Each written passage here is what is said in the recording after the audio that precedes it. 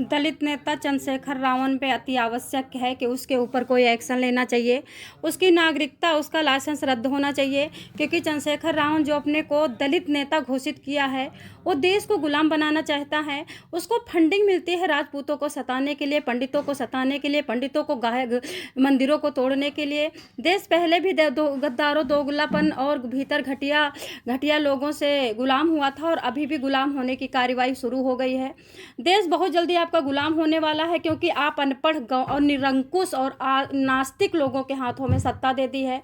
आपने निरंकुश लोगों को और छलिया, ये मान के चलो भगवान को गाली देने वाला और छत्रियों से जलनशील और पंडितों को देख के नफरती चिंटुओं को तुमने लाइसेंस दे दिया है। तुमने उसको रजिस्ट्रेशन दे दिया है कि जाइए वहाँ पे नेता बनिए। आप बताइए, भारत देश हिंदुत्व के लिए, सनातन के लिए जाना जाता है। सनातन नाम का सा नहीं है, हिंदुत्व नाम का हा नहीं है। भी चंद्रशेखर रावण अगर जब बौद्ध धर्म अपना चुका है, जैन बौद्ध बन चुका है, तो उसको भारत में किस लिए नेता बनाया जा रहा है?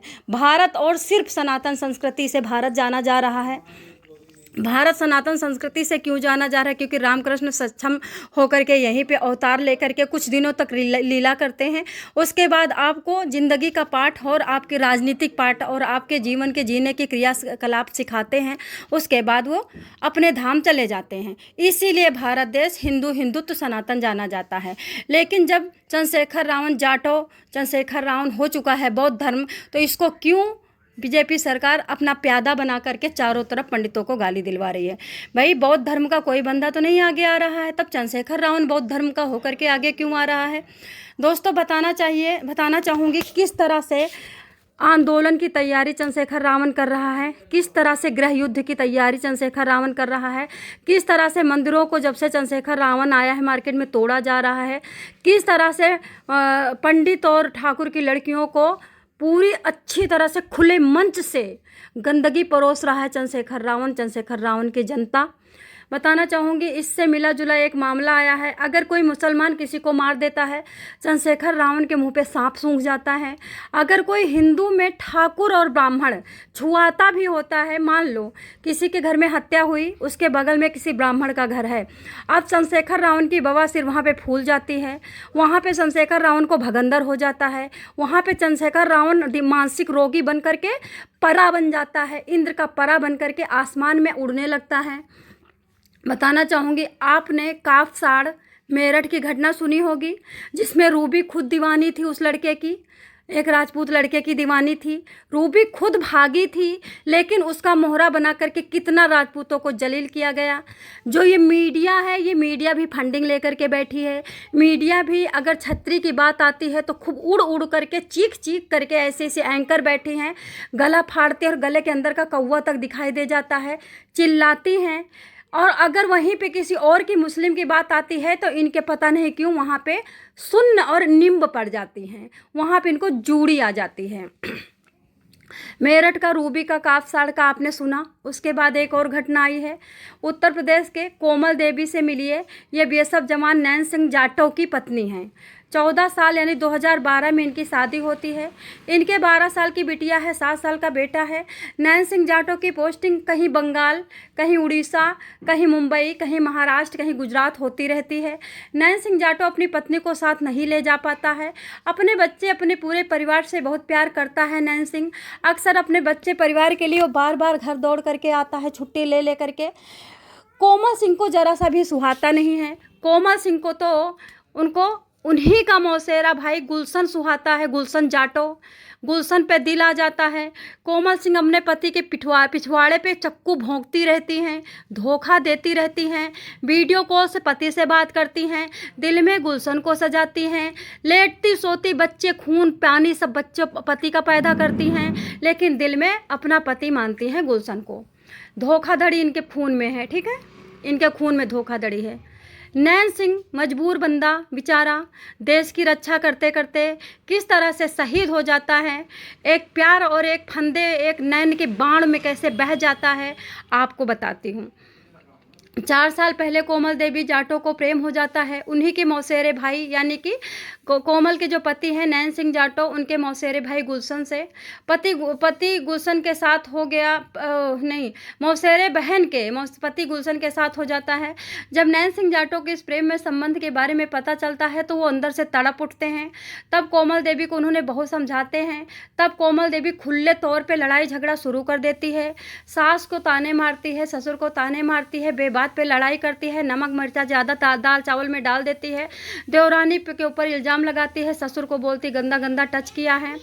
लेकिन नैन सिंह जाटो बच्चों की खातिर अपना घर नहीं टूटना देना चाहते हैं और इस तरह की कुलटा स्त्री को यानी कोमल जाटो को सहते हैं, झेलते हैं कोमल जाटो को। ठीक है, कहते हैं कोमल देवी ने जब देखा कि नैन सिंह जाटो पीछा छोड़ने का नाम नहीं ले रहा है तो गुलशन जाटो को पाने के लिए कोमल ने खतरनाक साजिश करती है।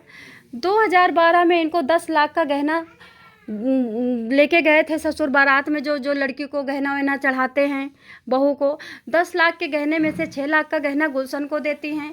गुलशन मोंटी, पप्पू, राहुल 3 लोगों को सुपारी किलर हायर करता है और घुस करके नैन सिंह को मार देता है। अब नैन सिंह को गुलशन मारता है। पूरे घर को पता है कि कोमल देवी गुलशन से लगी पड़ी हैं, गुलशन से उनका दिल आया है गुलशन पे, वो तलाक मांग रही हैं। लेकिन देखो, नैन सिंह के पापा को इतना बड़ा दुख पड़ा हुआ है, नैन सिंह के भाई को इतना दुख पड़ा हुआ है, लेकिन दुख भी इनको नहीं दिखाई देता है। नफरत इनकी देखो। कहते हैं इंसान के जब फोड़ा होता है तो मन चेंज हो जाता है, कोई दुख पड़ता है तो इंसान का दिल चेंज हो जाता है। लेकिन नैन सिंह जाटो का परिवार देखो नफरत में कितना पल रहा है, और नफरत पालने वाला कौन है? चंद्रशेखर रावण। ठीक है, नैन सिंह क्या करता है? नैन सिंह का पापा, पुलिस आती है, पुलिस को ऊपर FIR करवा देता है, क्योंकि पड़ोस में क्षत्रिय जाति के 3 घर होते हैं। उनसे बीच में टुन्न फुन्ने लोग नफरत करते हैं, उनको सताते हैं, उनको गालियां देते हैं, SC/ST एक्ट का मुकदमा दायर करने के लिए धमकियां देते हैं, जो कि 6 साल से चल रहा था ये।